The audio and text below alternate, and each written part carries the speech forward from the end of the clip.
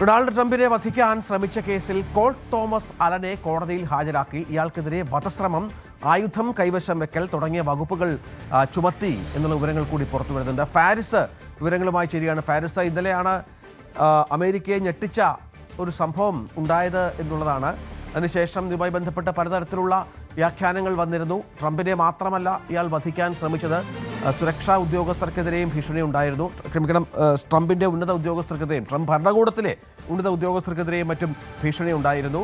ഒപ്പം പല പരിഹാസങ്ങളും ഇയാളുടെ ഭാഗത്തു നിന്ന് ഉണ്ടായി.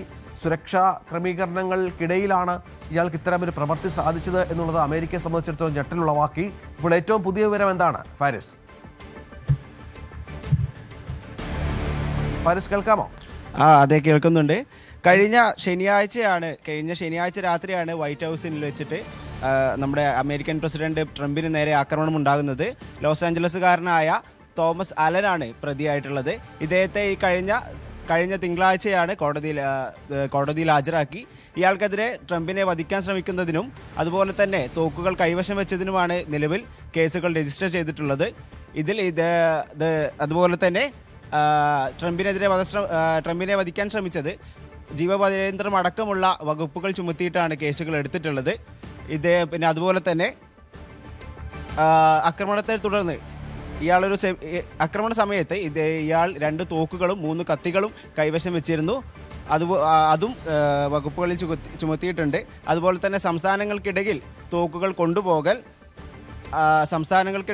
കൊണ്ടുപോകൽ, അതുപോലെ തന്നെ കുറ്റകൃത്യത്തിനായിട്ട് തോക്കുകൾ ഉപയോഗിച്ചത് എന്നിവ 10 വർഷം വരെ കഠിന തടവുകൾ ലഭിക്കുന്നതിന് സമാനമായിട്ടുള്ള കുറ്റകൃത്യങ്ങളാണ്. ഇദ്ദേഹത്തെ വീണ്ടും ഈ വരുന്ന വ്യാഴാഴ്ച വീണ്ടും കോടതിയിൽ ഹാജരാക്കും. ഫാരിസാണ് വിവരങ്ങൾ പങ്കുവച്ചത്. ഏതായാലും ഈ വിഷയത്തിൽ കോടതിയിലെ നിയമ നടപടികൾ നേരിടുകയാണ് അലൻ എന്നുള്ളതാണ് ഏറ്റവും പ്രധാനപ്പെട്ട കാര്യം. ഇതിനെതിരെയുള്ള ചോദ്യങ്ങളോട്, ഇയാൾ ഉന്നയിച്ച ആരോപണങ്ങളുമായി ബന്ധപ്പെട്ട ചോദ്യങ്ങളോട് രൂക്ഷമായ ഭാഷയിൽ ട്രംപ് പ്രതികരിക്കുന്ന ദൃശ്യങ്ങളും മറ്റും കഴിഞ്ഞ ദിവസം പുറത്തു വന്നിരുന്നു. കൂടുതൽ വാർത്തകൾക്ക് News 18 Keralam YouTube channel subscribe ചെയ്യുക.